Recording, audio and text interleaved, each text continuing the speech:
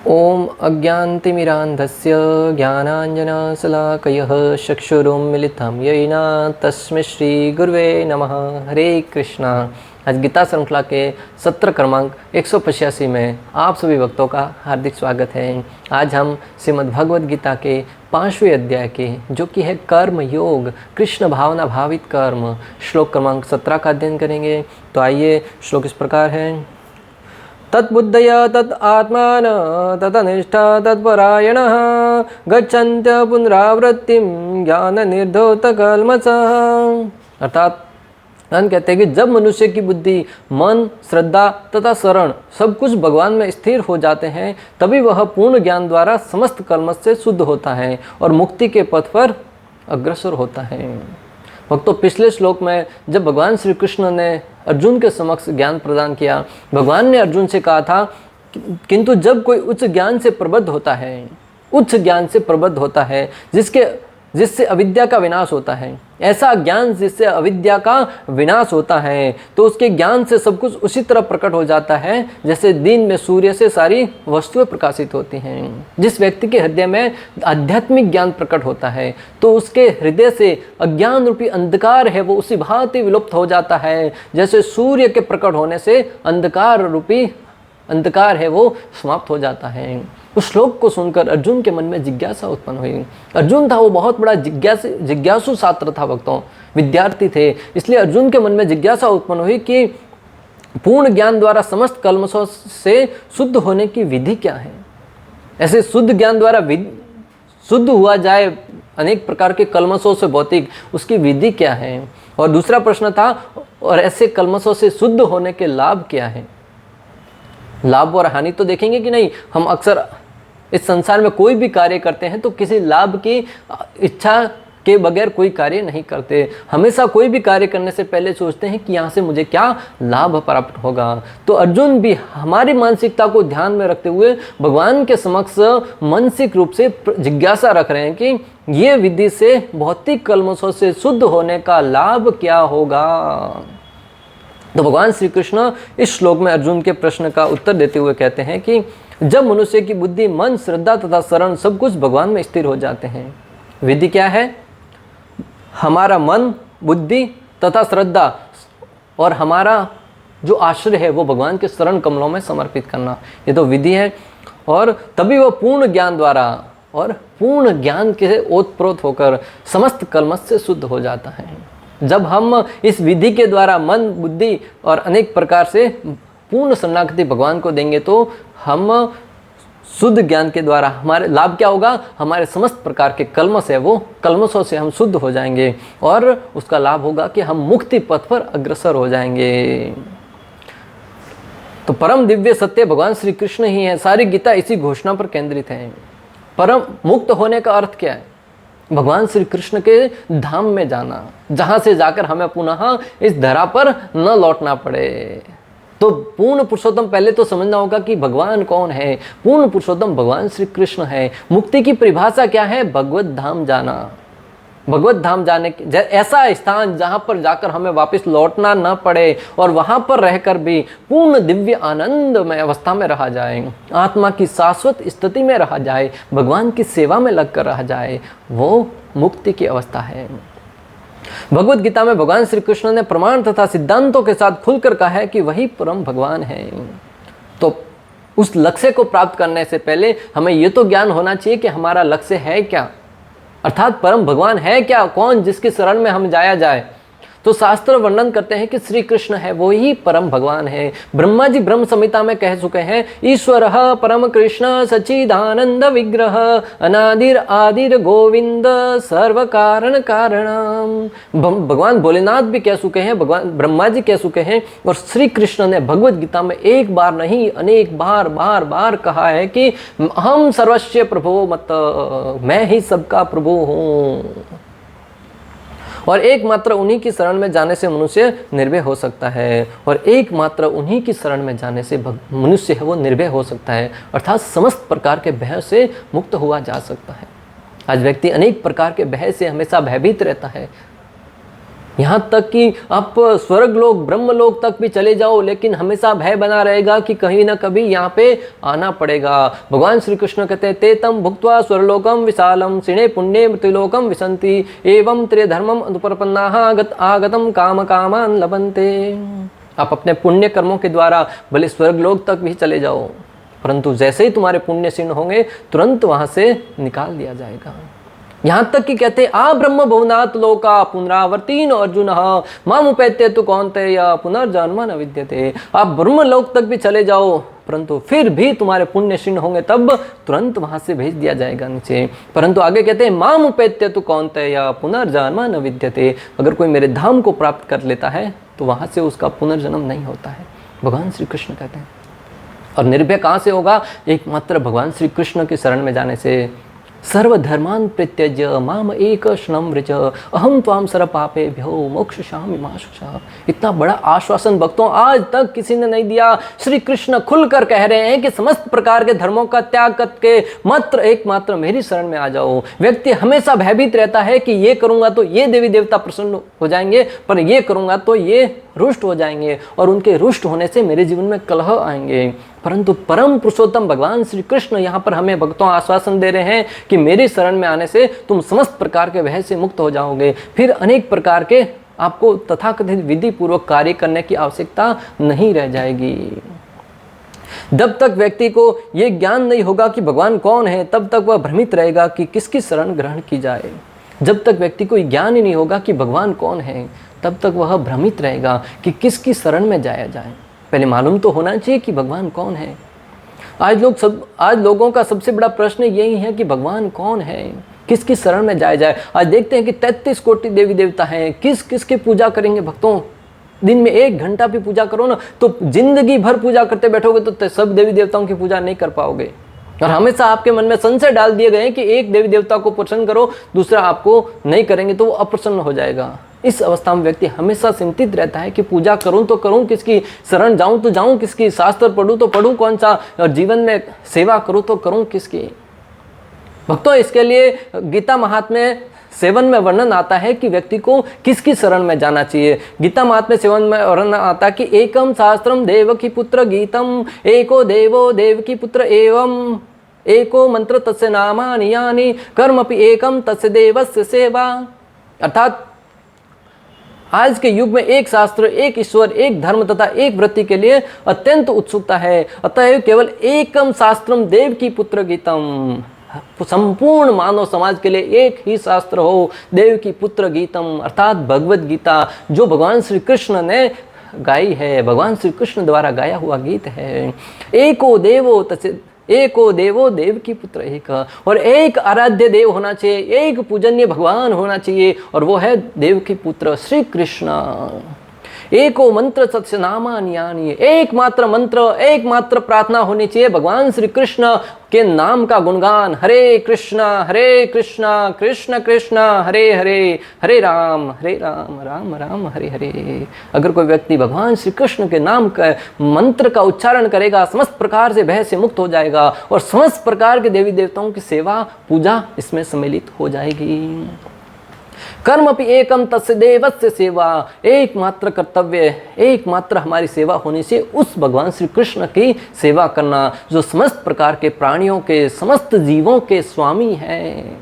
इस प्रकार व्यक्ति समस्त प्रकार के अंदर संशयों से मुक्त हो जाएगा कि हमारा लक्ष्य क्या होना चाहिए। श्री कृष्ण द्वारा गाया हुआ गीत भगवत गीता का अध्ययन करना, श्री कृष्ण के सेवा में लगना, श्री कृष्ण के पूजा करना, श्री कृष्ण की आराधना करना, और एकमात्र भगवान श्री कृष्ण की शरण में जाना। केवल एक ही कार्य हो, भगवान श्री कृष्ण की सेवा। परम तत्व का अर्थ परम सत्य है, जो भगवान को ब्रह्म, परमात्मा तथा भगवान के रूप में जानने वालों द्वारा समझा जाता है। परम तत्व का अर्थ क्या है? परम सत्य, जो भगवान को ब्रह्म, परमात्मा तथा भगवान के रूप में जानने वालों द्वारा समझा जाता है। श्री कृष्ण से बढ़कर कुछ नहीं है भक्तों, भगवान श्री कृष्ण से बढ़कर कुछ भी नहीं है। गीता 7.7 में वर्णन आता है, भगवान श्री कृष्ण स्वयं कहते हैं, मत्तः परतरम न अन्यम किंचित अस्ति धनंजय मयि सर्वम इदं प्रोतम सूत्रे मणिगणा इव। भगवान श्री कृष्ण अर्जुन से कहते हैं, हे धनंजय, मुझे सबसे श्रेष्ठ सत्य कोई नहीं है। जिस प्रकार मोती धागे में गुथे रहते हैं उसी प्रकार सब कुछ मुझ पर ही निर्भर है। अब तक हमारे मन में संशय बना हुआ था कि परम ईश्वर कौन, सब कुछ प्रकृति है वो किसके ऊपर टिकी हुई है। श्री कृष्ण भगवद गीता 7.7 में क्लियर कर रहे हैं कि समस्त प्रकार की प्रकृति है वो मुझ पर आश्रित है, मुझसे श्रेष्ठ कोई नहीं है। जिस प्रकार मोतियों से बनी हुई माला है वो एक धागे के ऊपर टिकी हुई है, जिस प्रकार ये गार्लैंड है उसके ऊपर फूल दिखाई दे रहे हैं परंतु इसके अंदर एक धागा है जिसके ऊपर ये फूल समस्त टिके हुए हैं, उसी प्रकार समस्त सृष्टि है वो भगवान श्री कृष्ण की शक्तियों पर आश्रित है। तो इस श्लोक में हम कुछ शिक्षाओं पर गौर करेंगे। प्रथम शब्द है तत्बुद्धय, अर्थात नित्य भगवत परायण बुद्धि वाले। तत्बुद्धय शब्द आया है कि नित्य भगवत परायण बुद्धि वाले। बुद्धि के द्वारा यह जानकर कि क्या करणीय है और क्या नहीं, किससे डरना चाहिए और किससे नहीं डरना चाहिए, क्या बांधने वाला है और क्या मुक्ति देने वाला है।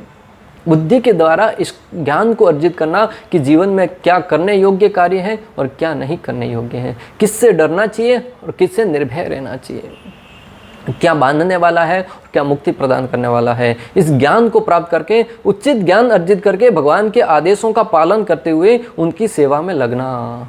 उचित ज्ञान अर्जित करके भगवान श्री कृष्ण के आदेशों का पालन करते हुए उनकी सेवा में लगना। भगवान श्री कृष्ण 18.30 में कहते हैं, प्रवृत्तिं च निवृत्तिं च कार्याकार्ये भयाभये बंध मोक्षं च यावेति बुद्धि सा पार्थ सात्विकी। हे प्रथापुत्र, वह बुद्धि सतोगुणी है जिसके द्वारा मनुष्य यह जानता है कि क्या करनी है और क्या नहीं, किससे डरना चाहिए और किससे नहीं, क्या बांधने वाला है और क्या मुक्ति देने वाला है। भगवान श्री कृष्ण भगवद गीता 1830 में वर्णन करते हैं कि सत्व गुण में स्थित व्यक्ति है वो ये भली भांति जान सकता है बुद्धि की कसौटी पर कस के कि क्या करने योग्य है और क्या करने योग्य नहीं है, क्या बांधने वाला है और क्या मुक्ति प्रदान करने वाला है। इस प्रकार जो व्यक्ति अपने बुद्धि के अनुसार उसको जान जाएगा वह व्यक्ति निश्चित रूप से बंधन वाली वस्तुओं में नहीं गिरेगा, बंधन उत्पन्न करने वाले कार्यों को नहीं करेगा, जो कार्य करने योग्य नहीं है उनसे दूर रहेगा। दूसरा शब्द है तत् आत्मना, जिसके मन सदैव भगवान में लगे रहते हैं। दूसरा शब्द है तत् आत्मना, अर्थात जिस व्यक्ति का मन सदैव श्री कृष्ण में, भगवान श्री कृष्ण की सेवा में लगा हुआ रहता है। बुद्धि के द्वारा नियंत्रित करके मन को भगवान की सेवा में लगाना। मन को नियंत्रित किसके द्वारा करना है? बुद्धि के द्वारा। बुद्धि के द्वारा नियंत्रित करके मन को भगवान की सेवा में लगाना। अगर मन को भगवान की सेवा में नहीं लगाएंगे तो वो इंद्रियों की सेवा में लगा रहेगा। इंद्रिय क्या है? एक रथ के घोड़े हैं। मन है वो उसकी लगाम है, बुद्धि है वो उसका सारथी है। तो सारथी के द्वारा उस मन को नियंत्रित करते हुए इंद्रियों की सेवा में न लगाकर उस परमात्मा भगवान श्री कृष्ण की सेवा में लगाना। भगवद गीता 6.6 में भगवान श्री कृष्ण कहते हैं, बंधुर आत्म आत्म तस्य ये न आत्मेव आत्मजितः अनात्मस्तु शत्रुत्वे वर्तित आत्मेव शत्रुवत्। जिसने मन को जीत लिया है उसके लिए मन सर्वश्रेष्ठ मित्र है, किंतु जो ऐसा नहीं कर पाया है उसके लिए मन सबसे बड़ा शत्रु है। भक्तों, अगर आपने मन को जीत लिया है तो मन आपका सबसे बड़ा मित्र है, और अगर आप मन को नहीं जीत पाए हैं, मन को वश में नहीं कर पाए हैं, अगर आप मन के वशीभूत हो गए हैं तो मन आपका सबसे बड़ा शत्रु है। इसलिए कहते हैं ना, मन के जीते जीत है, मन के हारे हार। अगर मन से आपने ठान लिया कि मुझे भगवान की सेवा में लगना है तो आपको भगवान की सेवा में लगने से कोई नहीं रोक सकता। परंतु मन ही विचलित है, मन सोचता है कि ये भोग करूं, वहाँ पे जाऊं, ये करूं कि भगवान की सेवा में लगूं, तो उस अवस्था में वो अपने पथ से विमुख हो जाएगा। भक्तों, छोबरी ऋषि का दृष्टांत आता है। भक्तों, छोबरी ऋषि आप और हमारी तरह दिन के 16 माला नहीं, यमुना नदी में बैठकर 10,000 वर्ष तक तपस्या करी, बिना कुछ खाए, बिना कुछ पिए। बाहर उसको डिस्टर्बेंस हो रहा था, इसलिए यमुना नदी में प्रवेश किया, जल में बैठकर भगवान का जप किया। परंतु एक बार उन्होंने मछली के आपस में समूह को देख लिया तो उसने मन विचलित हो गया। मन ने सोचा कि वास्तविक आनंद तो ये भोग रहे हैं, और उन्होंने मन की सुन ली और तुरंत समाधि से बाहर निकलकर राजा मानधाता की 50 कन्याओं के साथ एक साथ शादी कर ली भक्तों। इसलिए मन है वो हमेशा वश में होना चाहिए। मन को बुद्धि के द्वारा नियंत्रित किया होता उस समय अगर कि ये तो मात्र भौतिक भोग है, मात्र भौतिक आनंद है जो कि क्षणिक है, कुछ ही समय का आनंद है, तो उस समय वो समाधि से नहीं निकलते बाहर और उनको जो आत्म साक्षात्कार की विधि उसमें रोड़ा उत्पन्न नहीं होता। जब मन बुद्धि द्वारा नियंत्रित न हो तब ज्ञान होते हुए भी व्यक्ति गलत कार्य कर बैठता है।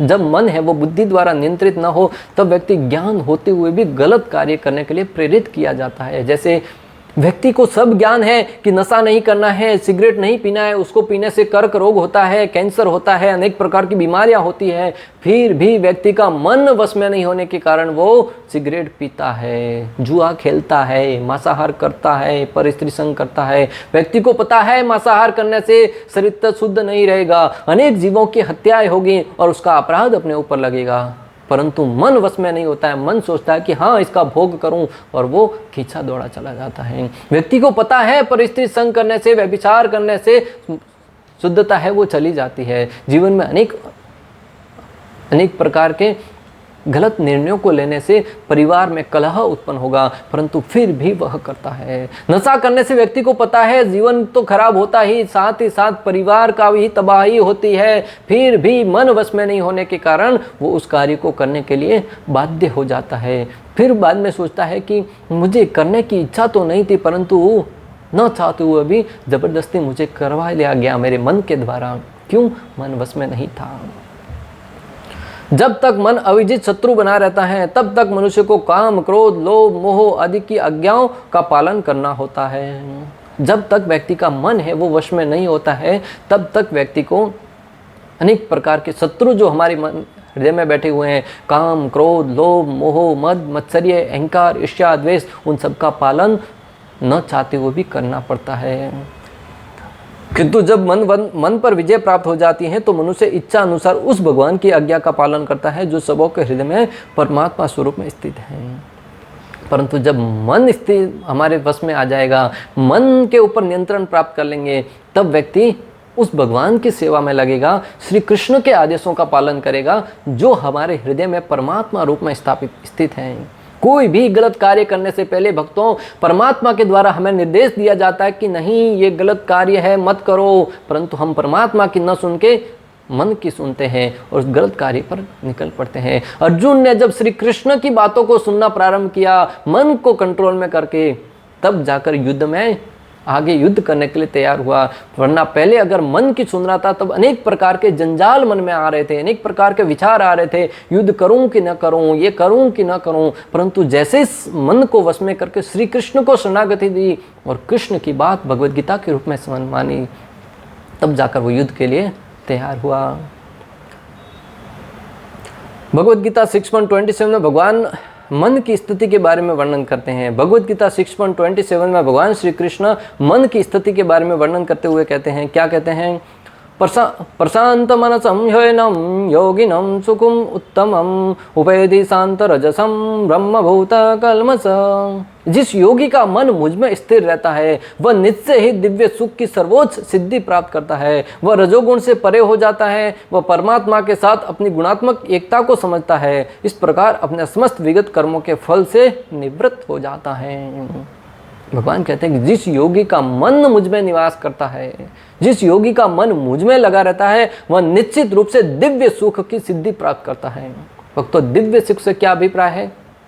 भौतिक जगत का सुख है वो क्षणिक है, कुछ समय के उपरांत वही सुख हमारे दुख का कारण बनता है। हमारे हाथ में खुजली आ रही है, खुजली करने में बहुत आनंद आता है कि खुजली कर रहे हैं, परंतु ज़्यादा खुजली करने से वहाँ पे घाव बन जाता है और वो घाव बाद में अनेक प्रकार का दुख और पीड़ा पहुँचाता है।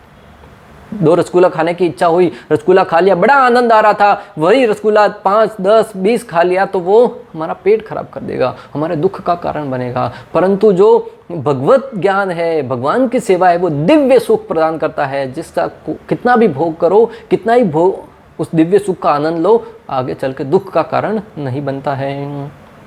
रजोगुण से परे हो जाता है। जिसका मन वश में होता है, भगवान की शरणा में लगाता है, उसका वो रजोगुण से परे हो जाता है। वह परमात्मा के साथ अपनी गुणात्मक एकता को समझता है। इस प्रकार समस्त विगत कर्मों के फल से भी निवृत्त हो जाता है। इस प्रकार समस्त प्रकार की जो पहले कर्म कर चुका है उनके फल से भी वो मुक्त हो जाता है। तीसरा शब्द है तत्निष्ठा, अर्थात जिसकी श्रद्धा एकमात्र कृष्ण में है। तत्निष्ठा अर्थात जिसकी श्रद्धा भगवान श्री कृष्ण में लगी हुई है। जब व्यक्ति के मन के अनर्थ नष्ट हो जाते हैं तब उसकी श्रद्धा भगवान में स्थित हो जाती है। जब हमारे मन के अनर्थ नष्ट हो जाते हैं तब हमारी श्रद्धा भगवान में लग सकती है। उससे पहले हम अपनी श्रद्धा भगवान में नहीं लगा सकते हैं। भगवान श्री कृष्ण भगवद गीता में कहते हैं, येषां त्वन्तगतं पापं जनानां पुण्य कर्मणां ते द्वंद्व मोहो निर्मुक्ता भजन्ते माम दृढ़व्रता। जिस व्यक्ति के पूर्व जन्म के सारे पाप कार्य नष्ट हो चुके हैं और इस जन्म में पर्याप्त पुण्य कार्य अर्जित कर लिए हैं, वही व्यक्ति मेरे शरणों की सेवा कर सकता है। और अपने पापों को मुक्त करने का तरीका क्या है, पापों को समाप्त करने का तरीका क्या है? पूर्ण रूप से श्रद्धा से भगवान की सेवा में लगना। जब मन को भगवान की सेवा में लगाकर, पहले बताया कि जब व्यक्ति का मन भगवान में, श्री कृष्ण स्वयं कह चुके कि जब मन भगवान में लगाते हैं व्यक्ति, तो ऐसा व्यक्ति के पूर्व जन्म के समस्त प्रकार के कर्म फल है वो नष्ट हो जाते हैं। श्रीमद् भागवतम 1.2.18 में वर्णन आता है, नष्ट प्रायेषु अभद्रेषु नित्यम भागवत सेवया भगवतीर उत्तम श्लोके भक्तिर भवती नैष्टिकी। अर्थात भागवत की कथाओं में नियमित उपस्थित रहने तथा शुद्ध भक्त की सेवा करने से हृदय के सारे दुख लगभग पूर्णतः विनष्ट हो जाते हैं। श्रीमद् भागवतम की कथाओं में नियमित रूप से बैठने से, नियमित रूप से उपस्थित रहने से तथा भगवान के भक्तों की सेवा करने से क्या होता है? हृदय के सारे दुख लगभग पूर्णतः विनष्ट हो जाते हैं। जो अनेक प्रकार के दुखों से व्यक्ति ग्रस्त है उसको कुछ नहीं करना है, नियमित रूप से भगवान की भागवत कथा में बैठिए, कथाओं को सुनिए और भगवान के भक्तों की सेवा में लग जाओ। आपके जो हृदय के दुख है वो स्वतः ही धीरे धीरे करके समाप्त हो जाएंगे, कल्मश है वो नष्ट हो जाएंगे। और उन पुण्य श्लोक भगवान में अटल प्रेम भक्ति स्थापित हो जाती हैं जिनकी प्रशंसा दिव्य गीतों से की जाती है। और पूर्ण श्रद्धा भगवान में स्थापित हो जाएगी जिनकी यश प्रशंसा, जिनके यशों का गुणगान पुण्य श्लोकों के द्वारा अनेक शास्त्रों के माध्यम से किया जाता है। तो अगर आपको भगवान में श्रद्धा स्थापित करनी है तो श्रीमद् भागवतम का नित्य रूप से पाठ करना होगा, भगवान के भक्तों की सेवा करनी होगी। इस विधि से मात्र आप अपने सारे पाप फलों को नष्ट कर सकते हैं, हृदय के अनेक कल्मशों को नष्ट कर सकते हैं और आप भगवान में पूर्ण श्रद्धा विकसित कर सकते हैं।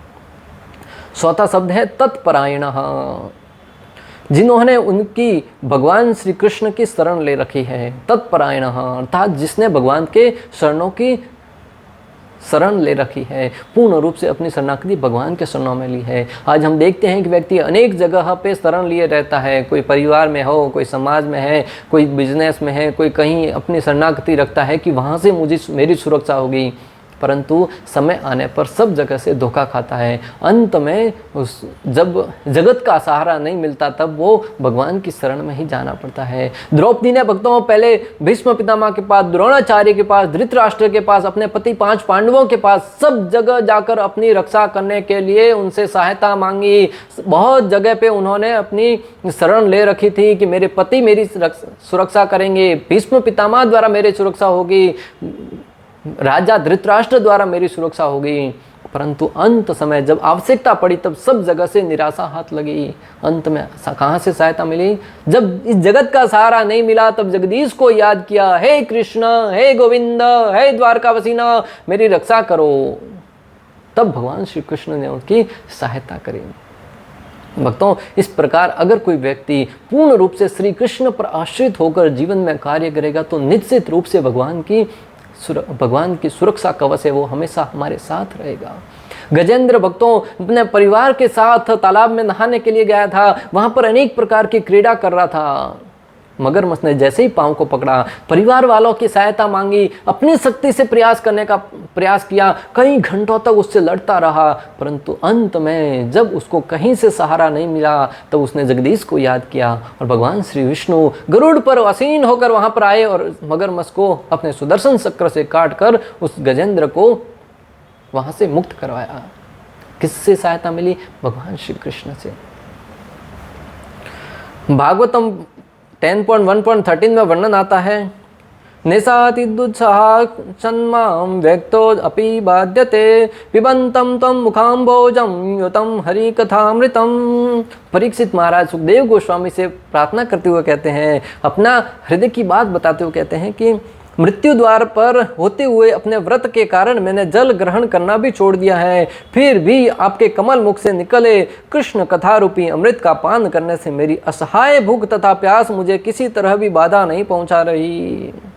परीक्षित महाराज सुखदेव गोस्वामी से कह रहे हैं कि मैंने व्रत ले रखा है कि मैं भोजन नहीं करूंगा, जल ग्रहण नहीं करूंगा, परंतु फिर भी आपके मुख से जो भगवान की कथा रूपी अमृत निकल रहा है उसका पान करते करते मुझे जल और भूख का कोई एहसास नहीं हो रहा है। आज हमें अगर कुछ समय 10 मिनट, आधा घंटा, 1 घंटा, 2 घंटे के लिए भोजन नहीं मिलता है, पानी नहीं मिलता है, तो गर्मी में विशेष रूप से प्यास के मारे व्याकुल हो जाते हैं। परंतु परीक्षित महाराज कह रहे हैं कि 7 दिन 7 रात हो गए, मैंने कुछ नहीं खाया, कुछ नहीं पिया, फिर भी मेरा मन पूर्ण रूप से शांत है, हृदय में पूर्ण रूप से शांतता है। क्यों? भगवान की कथा रूपी अमृत है, उसका पान करते जा रहे थे। तो ये उन्होंने ऐसा क्यों कर पाए? क्योंकि पूर्ण श्रद्धा भगवान श्री कृष्ण के शरण कमलों में ले रखी थी। चौथा शब्द है, 5वां शब्द है, चौथा हो गया, 5वां है गच्छन्त पुनरावृत्ति, ऐसा स्थान जहां पर जाकर पुनः स्मृति लोक में न आना पड़े। ऐसा स्थान जहां पे जाकर हमें पुनः स्मृति लोक में न आना पड़े, उसको कहते हैं कि गच्छन्त्य पुनरावर्तिम। तो ऐसा स्थान कौन सा है जहाँ पर जाकर हमें पुनः वापस नहीं आना पड़ेगा? भगवान का एकमात्र धाम है जहाँ पे जाके हमें वापस नहीं आना पड़ेगा। भगवद गीता 8.15 में वर्णन आता है, मामुपैत्य पुनर्जन्म दुखालयम अशाश्वतम नाप्नुवन्ति महात्मान समसिद्धिम पराम गताम। भगवान श्री कृष्ण कहते हैं कि मुझे प्राप्त करके महापुरुष जो भक्ति योगी हैं कभी भी दुखों से पूर्ण इस अनित्य जगत में नहीं लौटते। क्या भगवान कह रहे हैं? अगर कोई व्यक्ति मेरे धाम में आ जाता है तो इस दुखों से भरे हुए भौतिक जगत में वापस उस योगी को नहीं लौटना पड़ता, क्योंकि उन्हें परम सिद्धि प्राप्त हो चुकी होती है, उसे परम सिद्धि प्राप्त हो चुकी होती है। भगवान श्री कृष्ण यहाँ पर कह रहे हैं। अगला 6वां शब्द है ज्ञान निर्धोत कल्मषा, अर्थात ज्ञान द्वारा पापों से शुद्ध होना। पापों से मात्र नहाने से हमारे पाप समाप्त नहीं हो जाएंगे, नहाने से शरीर स्वस्थ होता है। अगर पापों को नष्ट करना है तो दिव्य ज्ञान हृदय में प्रकट करना होगा। कानों के द्वारा श्रवण करके भगवान श्री कृष्ण के विषय में सुनेंगे। दिव्य ज्ञान भगवद गीता है, भागवतम, रामायण, पुराण, महाभारत, इन सब ज्ञानों को अर्जित करेंगे और सत्य को जानेंगे, तब हमारे हृदय में जो अज्ञान रूपी अंधकार है वो धीरे धीरे नष्ट होता जाएगा। कृष्ण भावना भावित व्यक्ति है भली भांति, जो पूर्णतया कृष्ण भावना भावित हैं उनके सारे कलमश धुल जाते हैं और उन्हें ब्रह्म संबंधी प्रत्येक वस्तु का पूर्ण ज्ञान रहता है। जो कृष्ण भावनामृत में लगे हुए हैं, अपनी दिव्य सेवा के द्वारा भगवान की प्रेमा भक्ति में लगे हुए हैं, उनके हृदय से समस्त प्रकार के कलमश है वो स्वतः ही धीरे धीरे नष्ट हो जाते हैं दिव्य ज्ञान के द्वारा। कृष्ण भावना भावित व्यक्ति यह भली बात ही समझ सकता है कि कृष्ण में द्वैत, एक साथ एकता तथा भिन्नता, ऐसे दिव्य ज्ञान से युक्त होकर वह मुक्ति पथ पर सुरक्षित प्रगति कर सकता है।